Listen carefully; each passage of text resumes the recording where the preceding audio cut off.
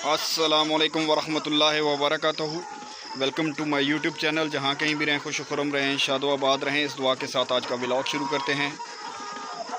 आज का व्लॉग जो है वो असल ऑफ हैंड फार्मिंग के मतलब है और इसकी फीड और मेडिसन और जो मतलब इसकी पेचीदगियाँ हैं उसके मतलब थोड़ा सा डिस्कस करेंगे।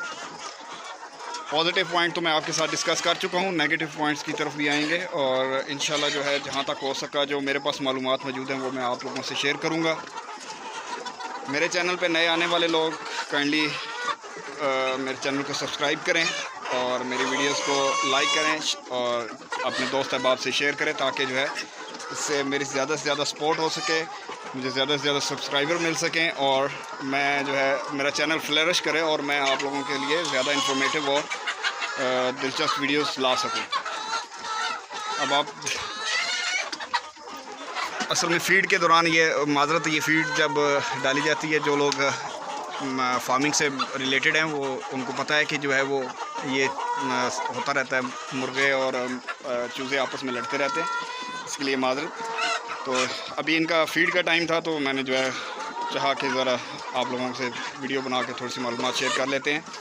असल ऑफ हैंड फार्मिंग जो है वो इंतहाई मुफीद हैंड फार्मिंग है, क्योंकि इसमें जो है मैंने जो चीज़ पर्सनली ऑब्ज़र्व की है वो ये है कि इनकी सेल्फ़ इम्यूनिटी और क़ुव्वत मुदाफ़त और उनका जो है ग्रोथ लेवल जो है वो दूसरे मुर्गियों के मतलब बनिस्बत जो है वो बहुत अच्छा है, फैंसी भी है। और दूसरा ये है कि इनका जो है ग्रोथ लेवल बहुत ज़बरदस्त है और एग प्रोडक्शन जो है वो इनकी 80 to 85% नॉर्मल रूटीन पे चलती है। और अगर आप इनको प्रॉपरली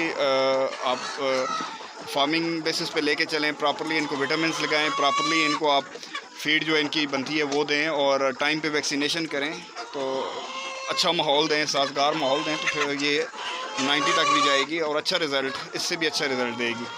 और बीमारियों से मतलब तो बात यह है कि पिछले दिनों में मुझे थोड़ी सी प्रॉब्लम आई फ्लू के मतलब और हल्का फुल्का जो है रानी खेत का भी अटैक हुआ, तो उसके लिए जो है मैंने एंडी प्लस लसोटा जो है वो इस्तेमाल की थी। और फ्लू के लिए मैंने पिछली वीडियो में भी बताया, लेकिन इस दफ़ा मैं थोड़ा सा क्लियरली बता दूं कि फ्लू के लिए मैंने जो है वो डेक्सा टैबलेट, डेक्सामीथाजोन एंटी एलर्जिक हैं, वो टैबलेट्स जो हैं 10 टैबलेट्स ली और 10 लीफ्लॉक्स 250 mg ली और उसके बाद जो है वो डॉक्सी मतलब वो ऑक्सी टेट्रासाइक्लिन उसका बेसिकली फार्मूला है, डॉक्सी जो है वो टैबलेट्स दी और उनको जो है मैंने पीस के एक पेस्ट सब उनका जो है वो बिल्कुल उनको पीस के बारीक कर लिया और वो पर लीटर, ये जो बॉटल आपके सामने पड़ी है ये 12 लीटर की है।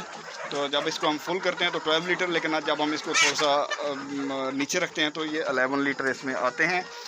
तो इसमें जो है आप तकरीबन जो है वो चुंडी के हिसाब से एक देसी टोटका है, देसी तरीके से ही आपने इसको चलना है, इसका प्रॉपरली आपको नहीं बताया जा सकता कितने ग्राम डालें और इतना देसी टोटका है तो देसी हिसाब से ही आपको चलना पड़ेगा। 2 से 3 जो चुटकियाँ होती हैं वो भर के आप इसमें फेंक दें और ये आपने 48 घंटे तक जो है वो चलाना है। तो अगस्त में ये ज़रा प्रॉब्लम, जुलाई और अगस्त दोनों में ही ये प्रॉब्लम आती है क्योंकि हबस का मौसम होता है, तो रात ठंडी हो जाती है, दिन गर्म होता है, तो उस वजह से जो है वो टेम्परेचर अप डाउन होने की वजह से इनको बुखार और चलता रहता है फ्लू। तो ये एक आसान और सस्ता सा फार्मूला है जो मैंने आप लोगों से शेयर किया है। बुखार के लिए जो है वो मैं ये करता हूँ, इनको पैनाडोल जो है वो, अब मौसम जैसे कि आप देख सकते हैं कि बाहर मौसम जो है वो अबर आलूद है, बारिश भी हुई है थोड़ी देर पहले, तो फिर मैं क्या करता हूँ कि मैं जो है इनको पैनाडोल ऐसे मौसम में जो है ना मतवातर जो है दूसरे दिन तीसरे दिन जो है ना वो हाफ़ बॉटल में इसमें, ये जिस तरह आप देख सकते हैं ये बॉटल मौजूद है, इसमें हाफ़ बॉटल जो है वो पैनाडोल सिरप जो बच्चों के आम मेडिकल स्टोर से मिलते हैं वो मैं इसमें डाल देता हूँ। उससे ये बेहतरी आती है कि इनको जो है वो बुखार नहीं होता।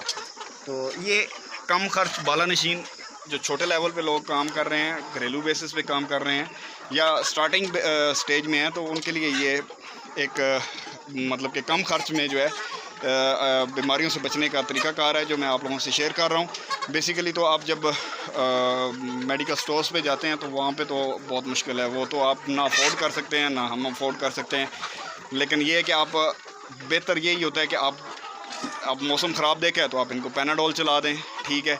उसके बाद विटामिन जो हैं वो भी आप लाइसोवेट, मैं वैसे सिरप इस्तेमाल करता था, लेकिन आजकल मैं जो है वो ई सेल जो है मल्टीविटामिन जो है वो इस्तेमाल कर रहा हूँ एग प्रोडक्शन के लिए। तो इंशाल्लाह उसका रिज़ल्ट जैसा मैं ऑब्ज़र्व करूँगा तो फिर मैं आप लोगों से वो भी शेयर करूँगा।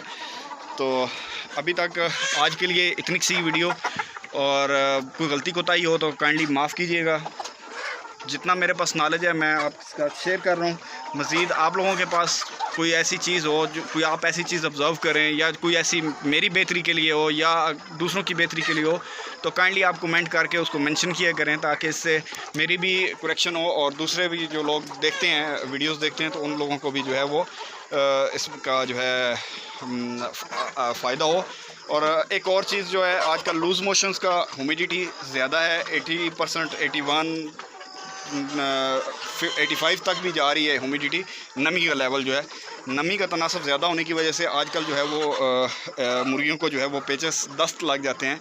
तो उसके लिए जो है वो डुप्लेक्स पी सिरप मिलता है, बेसिकली होता तो वो भी इसी के लिए ही है, मोशंस के लिए ही होता है, वो इस्तेमाल करें। लेकिन जो है आज मैंने एक टोटका इस्तेमाल किया है, चोकर, ये जो जानवरों का चोकर होता है ना, जिससे हम लोग गुतावा करते हैं, देसी लोग समझते हैं।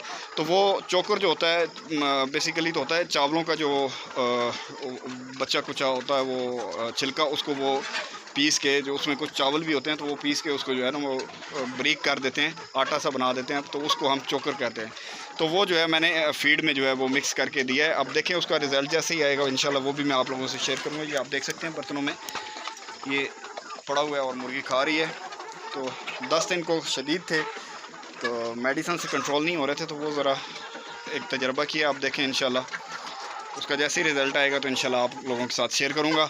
आज की वीडियो इधर इतनी ही काफ़ी है, क्योंकि ज़्यादा लंबी वीडियो भी जो है वो फिर आप लोगों के ना देखें तो मेरे लिए भी मसाइल हैं। तो इंशाल्लाह जो है मिलते हैं एक नए व्लॉग के साथ, एक नई इन्फॉर्मेटिव वीडियो के साथ। इंशाल्लाह आप लोगों की खिदमत में हाज़िर होंगे। तब तक के लिए इजाज़त चाहता हूँ। अल्लाह नेगहबान, पाकिस्तान जिंदाबाद।